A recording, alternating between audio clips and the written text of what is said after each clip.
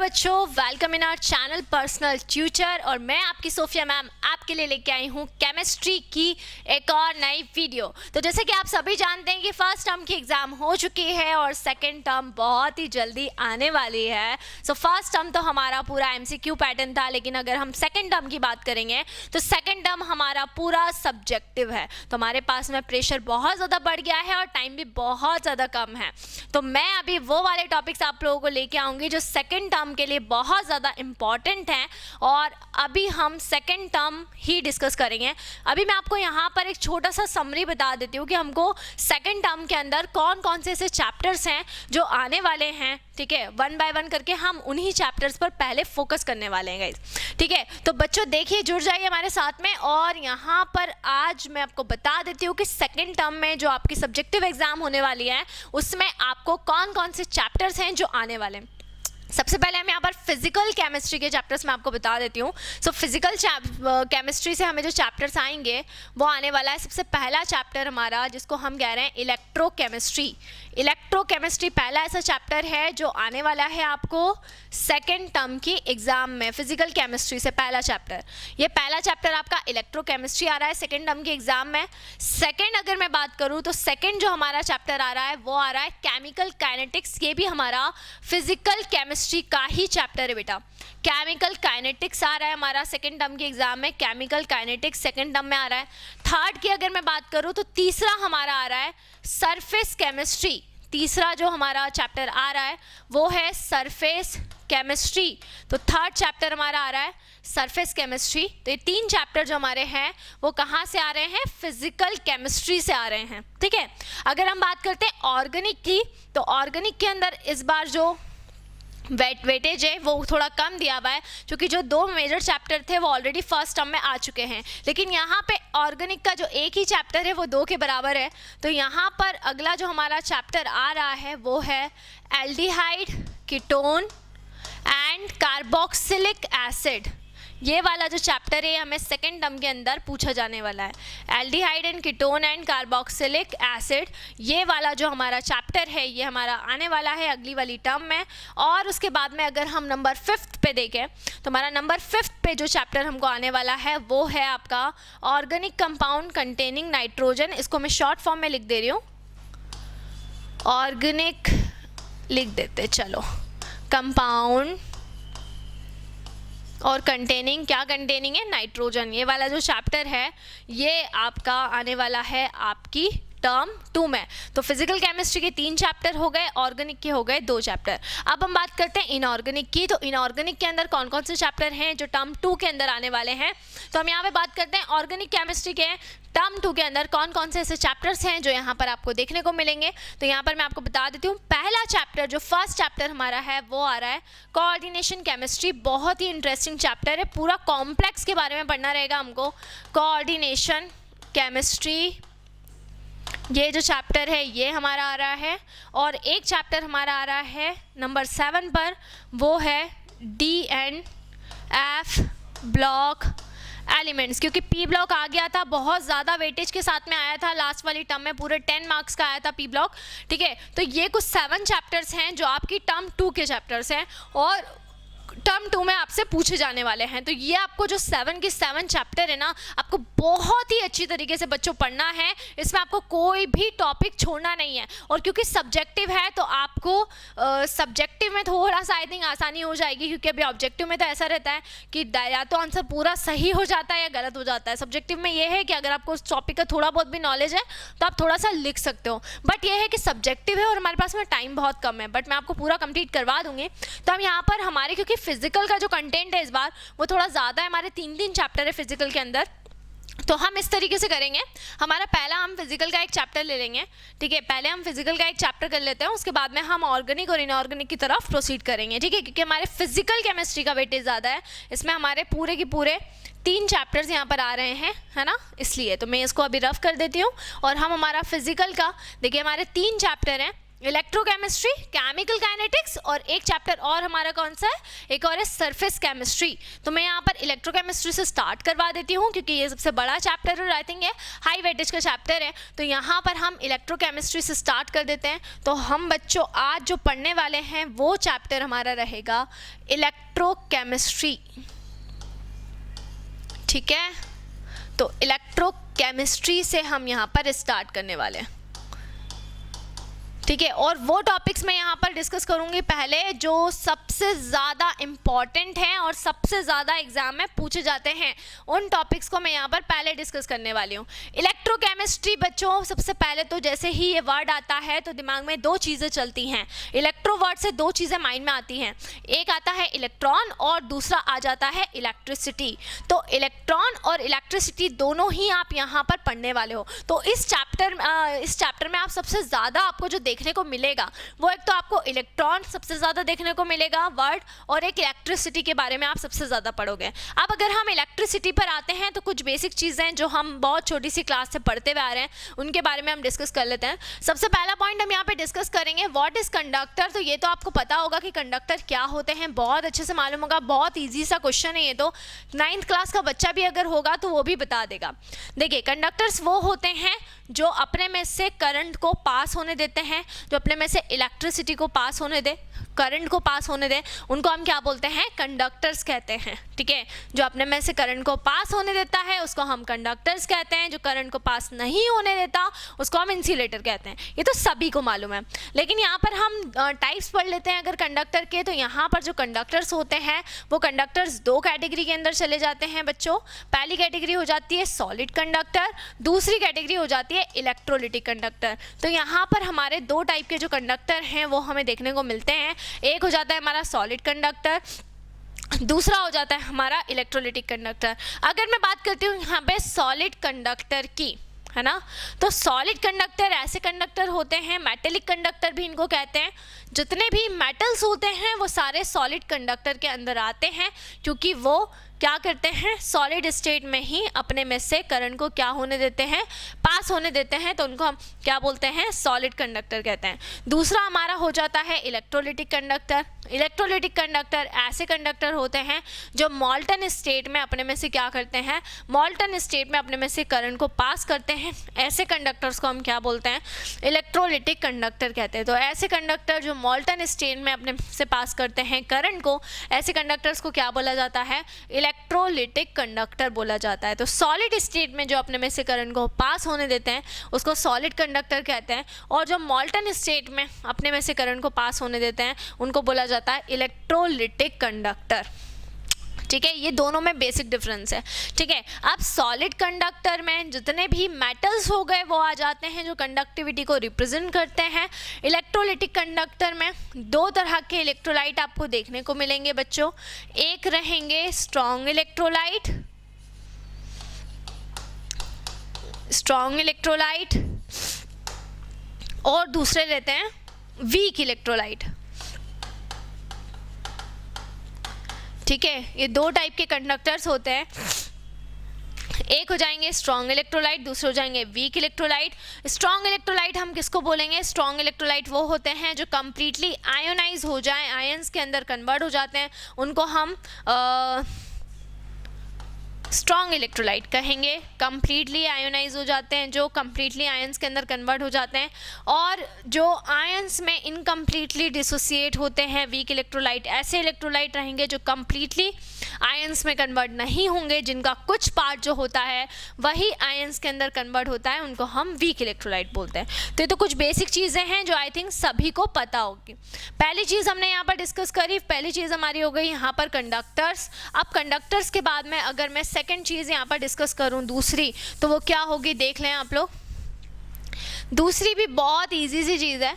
Electric current के बारे में सभी लोग जानते होंगे, बहुत फिजिक्स आप लोगों ने पढ़ा हुआ है, और इलेक्ट्रिक करंट सभी को मालूम होगा। Flow of charge with respect to time, जब भी हम टाइम के रिस्पेक्ट में क्या करते हैं, चार्ज का फ्लो करते हैं। टाइम के रिस्पेक्ट में जब भी हम चार्ज को फ्लो करते हैं तो उसको हम बोलते हैं इलेक्ट्रिक करंट। सिंपल सी डेफिनेशन होती है flow of charge with respect to time. Formula क्या होता है, इलेक्ट्रिक करंट को हम आई से इंडिकेट करते हैं, Q बाई टी इसका फॉर्मूला हो जाता है, जिसको हम क्यू टी के नाम से भी बोल सकते हैं, क्यू टी से याद कर सकते हैं, है ना, क्यू टी, ठीक है, आई क्यू टी, तो आप ऐसा बोल सकते हैं आई एम क्यू टी, उससे आपको ये फॉर्मूला याद हो जाएगा। तो आई इज इक्वल्स टू में क्या हो जाएगा, क्यू बाय टी। क्यू हो गया यहाँ पर क्या, क्यू हो गया यहाँ पर आपका चार्ज, टी यहाँ पे हो गया टाइम, ठीक है, और आई हमारा हो गया करंट, ठीक है। करंट को हम मेज़र किस में करते हैं, करंट को मेज़र करते हैं एमीटर में, ठीक है। और अगर हम बात करें करंट की यूनिट की, तो करंट की यूनिट हो जाती है बच्चों एम्पियर, एम्पियर करंट की यूनिट हो जाती है। मेज़र करते हैं एमीटर में, यूनिट हो जाती है एम्पियर। तो ये ओवरऑल हमने यहाँ पर डिस्कस किया। तो मेज़र हम उसको करेंगे एमीटर के अंदर, और अगर हम यूनिट की बात करेंगे तो यहाँ पे जो यूनिट रहेगी वो यूनिट क्या हो जाएगी, वो यूनिट हो जाएगी यहाँ पर एम्पियर, यहाँ पर यूनिट हो जाएगी। इस तरीके से हम यहाँ पर क्या करते हैं, डिस्कस करते हैं, ठीक है। तो इतना आपको आ गया होगा समझ में। करंट को हम आई से इंडिकेट करते हैं। अगर हम करंट की बात करें तो करंट को हम एमीटर के अंदर क्या करते हैं, मेज़र करते हैं। करंट की अगर हम बात करें तो जो एम्पियर होता है, एम्पियर के अंदर उसकी यूनिट होती है, एम्पियर के अंदर ही उसको डिनोट किया जाता है। तो ये आपने ओवरऑल पढ़ा इलेक्ट्रिक करंट के बारे में। अब हम डिस्कस करते हैं इसके अलावा एक और पॉइंट नंबर 3 हम यहाँ पर डिस्कस करने वाले हैं। तो हमारा पॉइंट नंबर 3 यहाँ पर रहने वाला है पोटेंशियल बच्चों। Potential, what is potential, question ये आता है। सभी जानते हैं पोटेंशियल क्या होता है। पोटेंशियल मतलब किसी भी चीज़ को करने की एबिलिटी। अगर एक वर्ड में मैं पोटेंशियल को बोलूं तो एक वर्ड में बोल सकती हूँ एबिलिटी, हिंदी में बोले तो क्षमता, ठीक है। तो जब भी कोई चीज़ करने की पावर कितनी है, कोई भी काम अगर हो रहा है, कोई भी वर्क अगर हो रहा है, तो कोई भी उसको करने की पावर कितनी है। जैसे मैंने बोला कि मैं मतलब अर्ली मॉर्निंग उठकर इतने घंटे पढ़ सकती हूँ, जैसे मैं 3 घंटे पढ़ सकती हूँ, तो वो मेरा क्या हो गया है, पोटेंशियल हो गया है। कोई बोलेगा मैं 4 घंटे पढ़ सकता हूँ, वो उसका क्या हो गया है, पोटेंशियल हो गया है। हम इतना खाना खा सकते हैं, हम इतनी देर भाग सकते हैं, वो हमारा क्या हो गया, पोटेंशियल हो गया। वैसे ही अब अगर हम कंडक्टर की बात कर रहे हैं तो कंडक्टर में बताइए पोटेंशियल क्या होगा। कंडक्टर में पोटेंशियल क्या होगा, कंडक्टर में पोटेंशियल का मतलब हो जाएगा कि कोई भी कंडक्टर अपने में से कितना चार्ज फ्लो कर सकता है, यह उसका पोटेंशियल हो गया कि वो कितने चार्ज को अलाउ कर रहा है अपने में से फ्लो होने के लिए। ये किसी भी कंडक्टर का पोटेंशियल हो गया। आ रही बात समझ में। तो पोटेंशियल का मतलब होता है एबिलिटी टू डू वर्क। और कंडक्टर में वर्क क्या होगा, कंडक्टर क्या वर्क करेगा, अपने में से चार्ज को फ्लो करेगा, ये कंडक्टर का वर्क रहेगा, ठीक है। तो उसी को हम पोटेंशियल कहेंगे। अब पोटेंशियल को हम इंडिकेट करते हैं V से। पोटेंशियल को हम V से इंडिकेट करते हैं।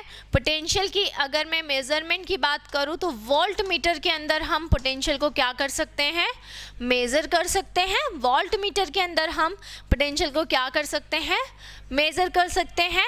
और अगर यूनिट की बात करूं बच्चों तो यूनिट हो जाती है इसकी वोल्ट। यूनिट क्या हो जाएगी, यूनिट हो जाएगी वोल्ट। तो मेज़र करेंगे वोल्ट मीटर के अंदर और यूनिट क्या हो जाएगी, यूनिट हो जाएगी बच्चों वोल्ट। यूनिट हम क्या बोलेंगे कि इसकी यूनिट क्या है, इसकी यूनिट वोल्ट है। इतना आ गया होगा आप लोगों को समझ में। यहाँ तक किसी को कोई दिक्कत है तो बोलो, ठीक है। तो पोटेंशियल को V से इंडिकेट करेंगे, वोल्ट मीटर में मेज़र करेंगे और यूनिट इसकी क्या हो जाएगी, इसकी यूनिट हो जाएगी वोल्ट, ठीक है। दूसरी चीज़ हमने करी। अब पोटेंशियल क्या होता है, चार्ज कितना, चार्ज के फ्लो होने की कैपेसिटी कितनी है ना। जैसे ये कोई कंडक्टिंग वायर है, क्या हुआ, हाँ, और इस कंडक्टिंग वायर के अंदर ये कोई यूनिट चार्ज है, ये इस पॉइंट पे, अभी इस पॉइंट से कहाँ तक गया, मान लो इसने यहाँ तक इस पॉइंट तक गया, अभी 2 पॉइंट हमको मिल गए। अगर हम पोटेंशियल डिफरेंस की बात करेंगे तो किसी भी कंडक्टर के अंदर जो 2 पॉइंट्स होते हैं, मान लो एक पॉइंट हमारा ये है और एक पॉइंट हमारा ये है, तो इसका कुछ पोटेंशियल होगा, इसका कुछ पोटेंशियल होगा। तो इन दोनों पॉइंट्स के बीच का जो भी डिफरेंस होता है, जो भी डिफरेंस होता है इन दोनों पॉइंट्स के बीच का, उसको हम क्या बोलते हैं, उसको हम कहते हैं पोटेंशियल डिफरेंस। तो पोटेंशियल डिफरेंस क्या हो जाएगा, दोनों पॉइंट्स के बीच का जो भी डिफरेंस आ रहा है वो यहाँ पर दोनों पॉइंट्स के बीच में पोटेंशियल का जो भी डिफरेंस है उसको हम पोटेंशियल डिफरेंस बोलते हैं, यानी कि उसको हम पीडी कहते हैं, है ना। और पोटेंशियल डिफरेंस भी वही वोल्ट मीटर में मेज़र किया जाएगा। पोटेंशियल डिफरेंस का एक और कॉमन नेम होता है जिसको हम वोल्टेज कहते हैं बच्चों। क्या बोलते हैं? वोल्टेज। ठीक है, तो ये हो गया। अब आपको ये दो टर्म्स के बारे में पढ़ना है, एक इलेक्ट्रिक करंट हो गया और एक पोटेंशियल डिफरेंस हो गया। ये दो टर्म आपको याद रखनी है क्योंकि इसके बाद में जो नेक्स्ट मैं पढ़ाने वाली हूँ वो इन दोनों के ऊपर ही बेस्ड है। तो आपको इलेक्ट्रिक करंट और पोटेंशियल ये दोनों कॉन्सेप्ट बहुत क्लियर होना चाहिए। देखिए अभी हमारा चैप्टर का बेसिक्स चल रहा है, इसी से लिंक होके हमारे आने वाले जो भी इंपॉर्टेंट टॉपिक्स हैं वो रहेंगे। तो बेस होना आपका बहुत ज़रूरी है। अगर आपका बेस छूट गया तो आपको आगे कुछ भी समझ में नहीं आएगा। ठीक है, चलिए तो मैं अब इसको रफ कर रही हूँ और इससे रिलेटेड जो भी हमारे टॉपिक्स हैं वो मैं यहाँ पर करने वाली हूँ, आपको समझाने वाली हूँ। मैंने आपको बोला आपको माइंड में दो चीज़ें रखनी है जो मैंने अभी आपको समझाई है। वो दो चीज़ें कौन सी रहेंगी? माइंड में दो चीज़ें आपको याद रखनी है। एक आपका क्या रहेगा? करंट, और एक आपका रहेगा पोटेंशियल। और इसी से रिलेटेड एक साइंटिस्ट थे, इनका लॉ आपने पढ़ा होगा, जिन्होंने अपना लॉ दिया था और उस लॉ को हम कहते हैं बच्चों ओम्स लॉ। एक साइंटिस्ट है जिन्होंने अपना लॉ दिया था और उस लॉ को क्या बोला जाता है? ओम्स लॉ के नाम से जाना जाता है। यहाँ पे हम दो टर्म्स को डिस्कस करेंगे। देखो, एक हम डिस्कस करेंगे करंट को, जैसा मैंने आपको अभी बताया था, और दूसरा हम डिस्कस करेंगे पोटेंशियल डिफरेंस को। ये दो टर्म्स के बारे में हमको पूरा डिस्कस करना है। एक हमको डिस्कस करना है यहाँ पे करंट और दूसरा हमें डिस्कस करना है पोटेंशियल डिफरेंस। क्योंकि ओम बाबा जो थे इन्होंने इन्हीं दोनों के अंदर रिलेशन बताया था। तो रिलेशन हमें किसी और का नहीं पढ़ना है, करंट का पढ़ना है और पोटेंशियल डिफरेंस का पढ़ना है। ठीक है, तो लॉ देने के पहले जो ओम थे उन्होंने एक कंडीशन बता दी थी। सबसे पहले इन्होंने अपनी एक कंडीशन दे दी थी। पहले मैं आपको वो कंडीशन बता देती हूँ और वो कंडीशन के बाद में फिर मैं आपको लॉ डिस्कस करूँगी। ठीक है, तो इन्होंने एक कंडीशन दी थी। वो कंडीशन क्या थी? ध्यान से सुनिएगा। उन्होंने कहा था कि if the physical condition of a conductor is remain unchanged, if the physical condition of a conductor is remain unchanged, मतलब ये कंडीशन फॉलो होना चाहिए तभी ओम का जो भी लॉ है वो फॉलो होगा। कि जो भी फिजिकल कंडीशन है किसी भी कंडक्टर की वो चेंज नहीं होना चाहिए। मतलब उसकी ब्रेथ में चेंज नहीं होना चाहिए, है ना, उसकी लेंथ में मतलब लेंथ क्या, ब्रेथ, थिकनेस, जो भी फिजिकल कंडीशन में आती हैं ये चीज़ें, ये चेंज नहीं होना चाहिए। इसलिए आपने देखा होगा कि जितने भी कंडक्टिंग वायर होते हैं वो सभी कंडक्टिंग वायर एक जैसे शेप के होते हैं, उनमें किसी भी तरह से कोई भी चेंज नहीं होता। वो जितने भी कंडक्टिंग वायर होते हैं वो सभी सेम साइज़ के होते हैं, वो सभी सेम शेप के होते हैं, उनमें किसी भी तरह से कोई भी चेंज नहीं होता है। तो सीधे सीधे कंडीशन बताई गई है कि if the physical condition of a conductor is remain unchanged, आपकी जो भी कंडक्टर है उसकी फिजिकल कंडीशन में कोई भी चेंज नहीं होना चाहिए। आगे उन्होंने कहा then the current flowing through the conductor is directly proportional to the potential difference between 2 points of a conductor। अगर किसी कंडक्टर की फिजिकल कंडीशन में कोई भी चेंज नहीं हो रहा है तो उस कंडक्टर के अंदर जो भी करंट फ्लो होगा वो किसके डायरेक्टली प्रोपोर्शनल होगा? पोटेंशियल डिफरेंस के डायरेक्टली प्रोपोर्शनल होगा। जो भी आपका पोटेंशियल डिफरेंस है उसके डायरेक्टली प्रोपोर्शनल हो जाएगा। तो यहाँ पर आप जानते हो पोटेंशियल डिफरेंस को हम V से इंडिकेट करते हैं और अगर मैं करंट की बात करूँ तो करंट को हम I से इंडिकेट करते हैं। तो according to Ohm's law current is directly proportional to the potential difference. Directly proportional का मतलब होता है कि अगर आपने बोल दिया कि डायरेक्टली प्रोपोर्शनल है तो पहली वैल्यू अगर बढ़ेगी दूसरी वैल्यू भी बढ़ जाएगी, पहली वैल्यू कम होगी दूसरी वैल्यू भी कम हो जाएगी, because it is directly proportional. एक बढ़ेगा दूसरा भी बढ़ेगा, एक कम होगा दूसरा भी कम हो जाएगा। यही डिफरेंस होता है डायरेक्टली और इन्वर्सली के अंदर। डायरेक्टली में दोनों साथ साथ बढ़ते हैं, साथ साथ कम होते हैं, एक बढ़ता है दूसरा भी बढ़ जाता है, एक कम होता है दूसरा भी कम हो जाता है। और इन्वर्सली का मतलब क्या हो जाता है? एक बढ़ा तो दूसरा कम हो जाएगा। समझ में आया? तो यहाँ अगर हम बात करेंगे तो अगर पोटेंशियल बढ़ रहा है, पोटेंशियल डिफरेंस अगर बढ़ रहा है, मतलब अगर वोल्टेज ज़्यादा हुआ तो करंट भी क्या हो जाएगा, करंट भी यहाँ पर ज़्यादा हो जाएगा, because current is directly proportional to the potential difference. Potential difference जो 2 पॉइंट्स का रहेगा कंडक्टर का, अगर वो कम होता है तो करंट भी कम हो जाएगा। सो बहुत ही सिंपल सा स्टेटमेंट था ओम्स लॉ का। If the physical condition of a conductor is remain unchanged then the current flowing through the conductor is directly proportional to the potential difference between 2 points of a conductor। जब भी हम proportionality का sign हटाते हैं तो यहाँ पर आ जाता है एक कांस्टेंट, ठीक है, जिसको हम कहते हैं यहाँ पर रेजिस्टेंस, जिसको हम आर से डिनोट करते हैं, आर से इंडिकेट करते हैं। प्रोपोर्शनैलिटी का साइन हटाया, यहाँ पे आ गया है, ये देखिए यहाँ पे आपका क्या आ गया है, यहाँ पे आपका आ गया है रेजिस्टेंस। आर को हम क्या बोलेंगे, आर को हम कहेंगे रेजिस्टेंस। एक और नई टर्म आ गई हमारी। अब क्वेश्चन ये आता है कि मैम करंट समझ में आ गया है, पोटेंशियल डिफरेंस भी समझ में आ गया है, बस ये समझ में नहीं आया कि रेजिस्टेंस क्या होता है, व्हाट इज रेजिस्टेंस, ये हमको नहीं पता। करंट पता है, पोटेंशियल डिफरेंस पता है, रेजिस्टेंस कहाँ से आया। देखिए प्रोपोर्शनैलिटी का साइन हटा, यहाँ पे आ गया है आपका रेजिस्टेंस। अब जो आपका रेजिस्टेंस होता है, ये रेजिस्टेंस के ऊपर आपका जो भी इलेक्ट्रिक करंट है, ठीक है, वो इफेक्ट करता है। रेजिस्टेंस क्या करता है, करंट के फ्लो को रोकने का काम करता है, करंट के फ्लो को रोकता है, उसको हम रेजिस्टेंस कहते हैं। रेजिस्टेंस का काम ही क्या होगा, रेजिस्टेंस का काम होता है करंट के फ्लो को रोकना, करंट में रुकावट डालना, ये काम होता है रेजिस्टेंस का, है ना। इन तीनों को आप इस तरीके से समझ सकते हो। देखिए मैं आपको समझाती हूँ। V = RI। आपको कोई नई गाड़ी आपने ले ली है, कोई सी भी गाड़ी, मान लो मैं एक्टिवा चलाती हूँ तो मैं नॉर्मली आपको बता देती हूँ कि स्कूटी हमने ले ली है ना। अब हमने स्कूटी ली और आपको बोला है कि आप गाड़ी चलाओ, है ना। आपको हाईवे वाला रोड दे दिया है और बोला है गाड़ी चलाओ, ठीक है। अब आप क्या करेंगे बताइएगा ज़रा मुझे ना, रिलेट करना। आपने एक्सेलरेटर दिया, है ना, जितना ज़्यादा आप एक्सेलरेटर देंगे, यानी रेस बोलते हैं हम हमारी आम भाषा में, जितनी ज़्यादा आप रेस देंगे उतनी ही ज़्यादा क्या होगी, स्पीड होगी। जितनी ज़्यादा आप रेस देंगे गाड़ी को उतनी ज़्यादा गाड़ी की क्या होगी, स्पीड होगी। तो मैं ये बोल सकती हूँ speed is directly proportional to the race, speed is directly proportional to the race. क्योंकि देखो रेस अगर ज़्यादा होगी तो स्पीड भी क्या हो जाएगी, ज़्यादा हो जाएगी, है ना। अब आप रेस दे रहे हो, स्पीड बढ़ रही है, रेस दे रहे हो, स्पीड बढ़ रही है, हाईवे वाला रोड है, सीधी सीधी सड़क है, बढ़िया गाड़ी चलाए जा रहे हो, चलाए जा रहे हो, चलाए जा रहे हो, और आ गया स्पीड ब्रेकर।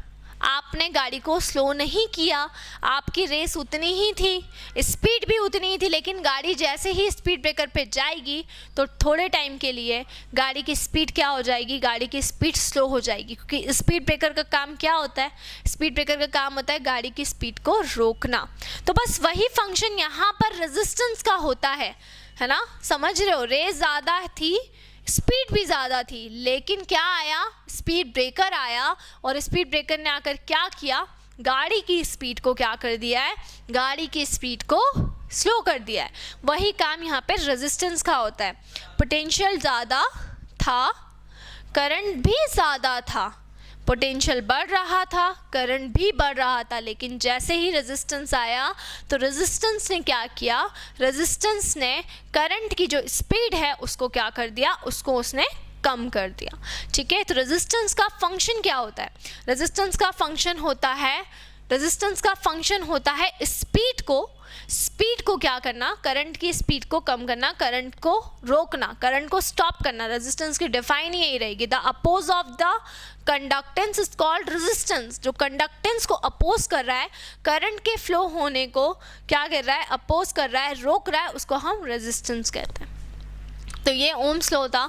अगर हमें यहाँ पर रेजिस्टेंस की वैल्यू निकालनी हो तो हम क्या करेंगे, आई यहाँ पे मल्टीप्लाई में है, उधर भेज देंगे तो वो डिवाइड में हो जाएगा। तो ये हमारा रेजिस्टेंस का फॉर्मूला बन गया। और इसको हम इस तरीके से भी बोल सकते हैं, it is the ratio of the potential difference and the current. जब भी हम पोटेंशियल डिफरेंस और करंट दोनों का क्या निकालते हैं, दोनों का हम रेशियो पता करते हैं, तो हमें क्या पता चलता है, हमें यहाँ पर रेजिस्टेंस पता चलता है। रेजिस्टेंस की जो यूनिट है बच्चों, उसको हम ओम कहते हैं, है ना। ओम को एक साइन से इंडिकेट किया जाता है, ऐसा साइन होता है जिसको हम ओमेगा कहते हैं, ठीक है। रेजिस्टेंस की यूनिट को ओम कहते हैं और ओम की जगह पे आजकल ये साइन बना दिया जाता है और इस साइन को नाम दिया गया है ओमेगा, तो इसको हम ओमेगा कहते हैं, ठीक है। तो ये मैंने आपको ओम्स लॉ पढ़ाया। ओम्स लॉ दो चीज़ों में रिलेशन बताता है, एक आपका किस में रिलेशन बताता है, वी में, और दूसरा आपका किस में रिलेशन बताता है, करंट में। पोटेंशियल डिफरेंस में और करंट में जो रिलेशन बताता है उसको हम यहाँ पर बोल रहे हैं ओम्स लॉ, ठीक है।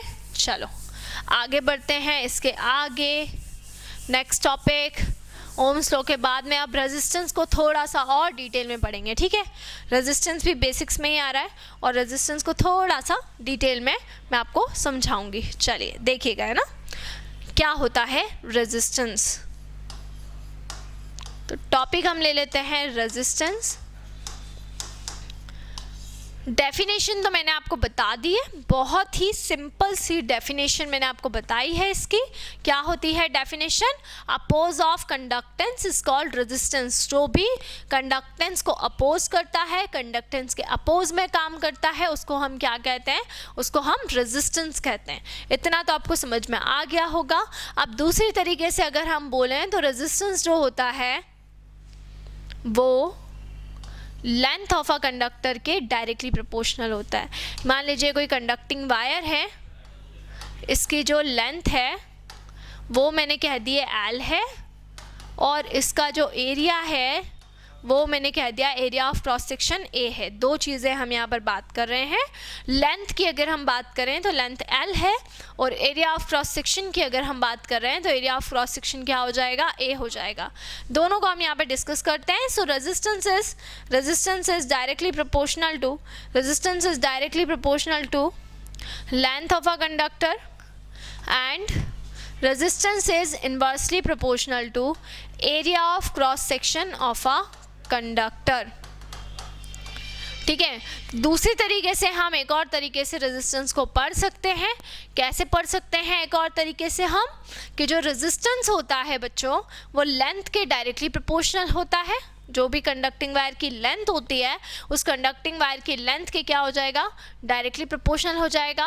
और जो भी रेजिस्टेंस होता है वो किसी भी कंडक्टर के एरिया ऑफ क्रॉस सेक्शन के क्या हो जाएगा, इन्वर्सली प्रोपोर्शनल हो जाएगा। तो दो तरीके से हम यहाँ पे रेजिस्टेंस को पढ़ते हैं।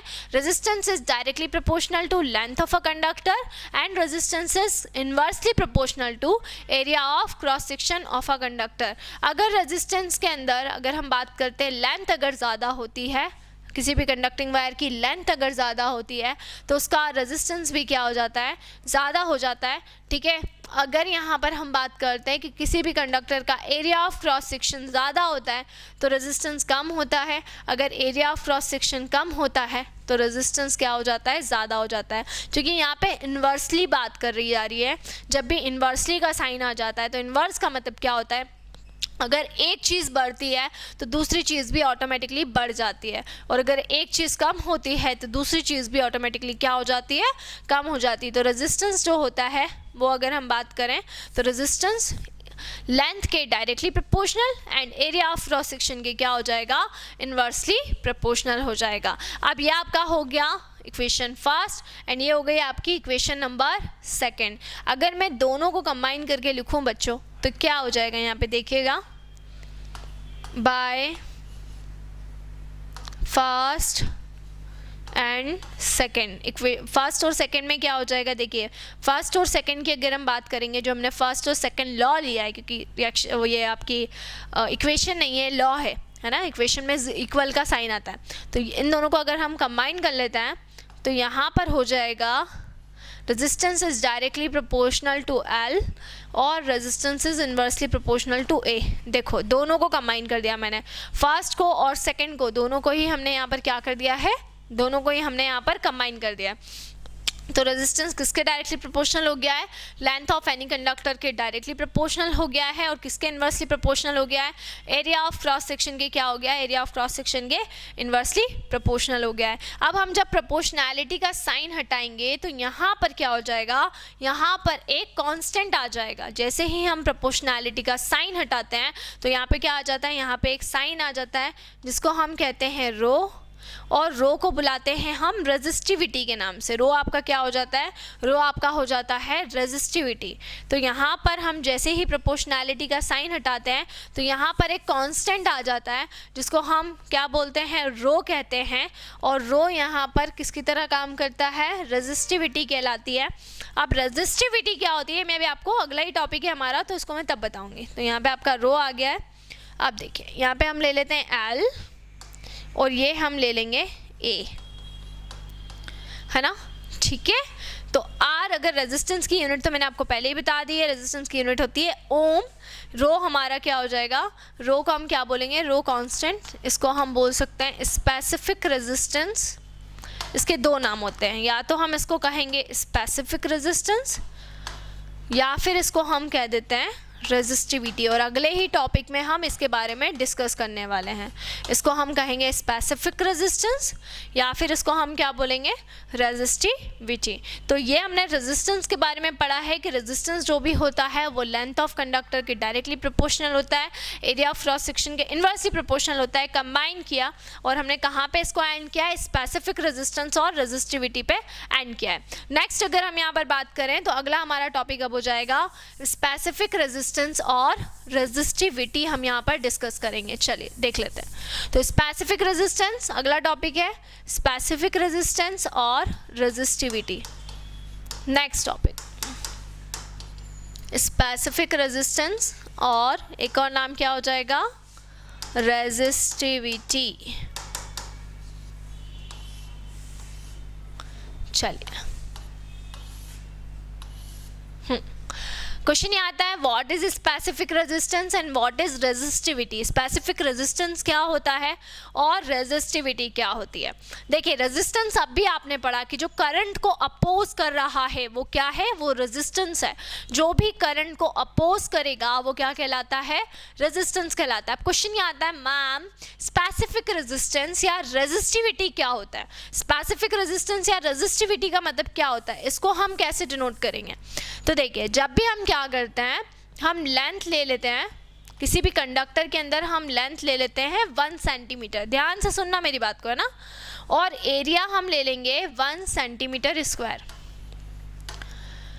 ठीक है, हमारा बहुत बड़ा कंडक्टर है ना, बहुत बड़ा कंडक्टर है, हमको कंडक्टर से मतलब ही नहीं है, हमारा बहुत बड़ा कंडक्टर है, बट हमें कंडक्टर से मतलब नहीं है। हमें उस कंडक्टर का कितना पार्ट ले रहे हैं, हम उसकी लेंथ ले रहे हैं 1 सेंटीमीटर, और अगर हम एरिया की बात करें तो हम एरिया कितना ले रहे हैं, एरिया हम ले रहे हैं 1 सेंटीमीटर स्क्वायर। सो हमारा बहुत बड़ा कंडक्टर है, बट हमें उससे मतलब नहीं है, हमको उसका कितना पार्ट लेना है, हमें उसकी लेंथ ले लेना है 1 सेंटीमीटर और एरिया ले लेना है 1 सेंटीमीटर स्क्वायर। तो जब लेंथ हो जाती है 1 सेंटीमीटर और एरिया हम लेते हैं 1 सेंटीमीटर स्क्वायर, केवल इतने पार्ट में जो रेजिस्टेंस होता है, केवल इतने पार्ट में जो रेजिस्टेंस होता है उसको हम कहते हैं स्पेसिफिक रेजिस्टेंस और रेजिस्टिविटी। ठीक है, तो यहाँ पर हम डिफाइन कैसे करेंगे, डिफाइन सिंपल सी चीज़ें यहाँ पे करेंगे। The total resistance offered by 1 centimetre length of a conductor, 1 centimetre length of a conductor and 1 centimetre square area of cross section of a conductor is called specific resistance और resistivity. ठीक है, कि आप जब ले लेते हैं 1 सेंटीमीटर की लेंथ और एरिया आप ले लेते हैं 1 सेंटीमीटर स्क्वायर, तो केवल उतने पार्ट में जो भी रेजिस्टेंस होता है उसको हम कहेंगे स्पेसिफिक रेजिस्टेंस और उसको हम कह देते हैं रेजिस्टिविटी। ठीक है, तो लेंथ 1 सेंटीमीटर हो गई और एरिया हो गया है 1 सेंटीमीटर स्क्वायर। ठीक है, चलिए इतने पार्ट में जो भी रेजिस्टेंस होगा उसको हम स्पेसिफिक रेजिस्टेंस बोलेंगे। आप देखिएगा स्पेसिफिक रेजिस्टेंस को डिनोट किससे करते हैं, ये भी आपको पता है, रो से डिनोट करते हैं। अभी हमने एक डेरिवेशन किया था जिसमें हमने फॉर्मूला लगाया था R इज इक्वल्स टू रो, ठीक है, L बाय ए। ये फॉर्मूला अभी अभी हमने पढ़ा था, जब हमने रेजिस्टेंस किया था तभी हमने यहाँ पर ये वाला फॉर्मूला पढ़ा था ये फॉर्मूला।